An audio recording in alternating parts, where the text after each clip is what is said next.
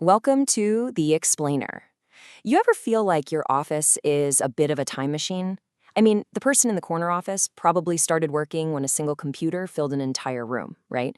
But your newest hire, they run their whole life from a device that fits in their pocket. So today, we're going to bridge that gap. We're decoding the four-generation office and figuring out how to turn all that potential conflict into an absolute collaborative superpower. Okay, so let's just dive right into it. Think about your team right now.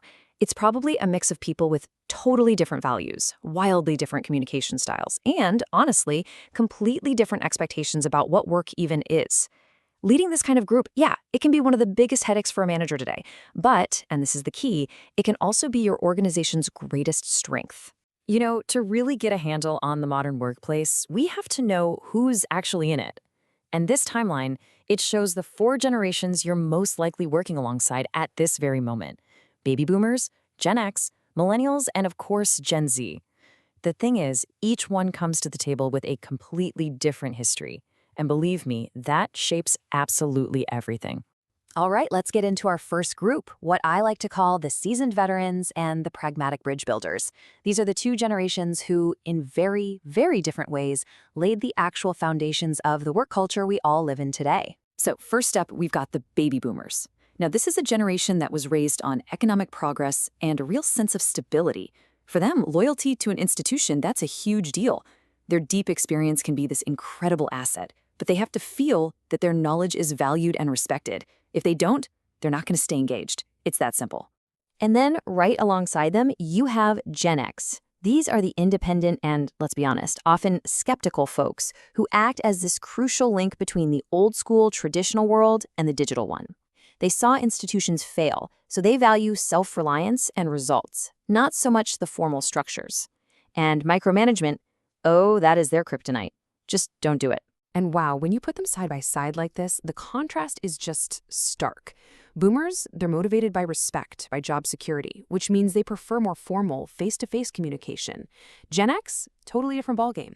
They are driven by autonomy and results. Their attitude is pretty much, just give me the goal, get out of my way, and keep the communication direct and to the point. Okay, so now let's meet the generations who basically grew up with a keyboard in their hands. I mean, they didn't just adapt to the digital world, they were born in it. And that has fundamentally rewired their expectations from, well, everything: their careers, their leaders, you name it. This, right here, is the voice of the millennial. They came of age during some real economic instability and the explosion of social media, and that led them to want so much more than just a job. What they're looking for is purpose.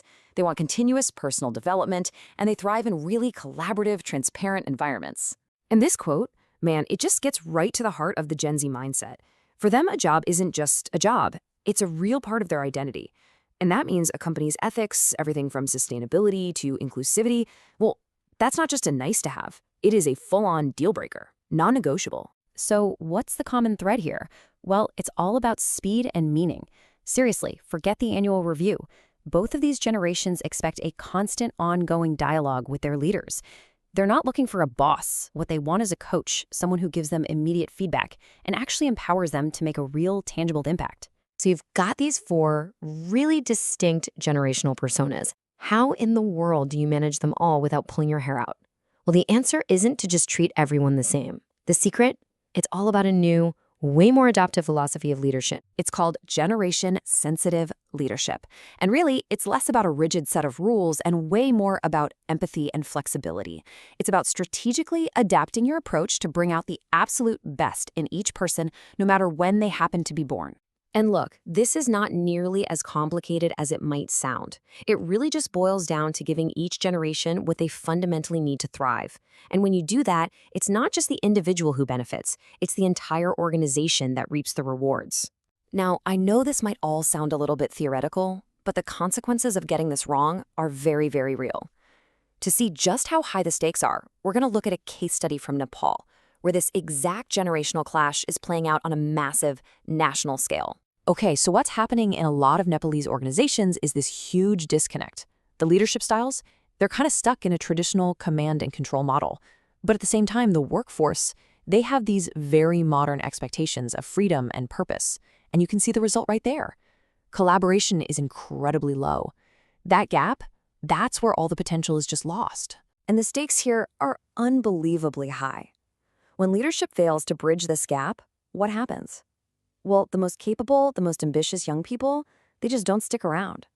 This brain drain starves organizations of the very innovation and energy they desperately need to build a future. So here it is, the big takeaway.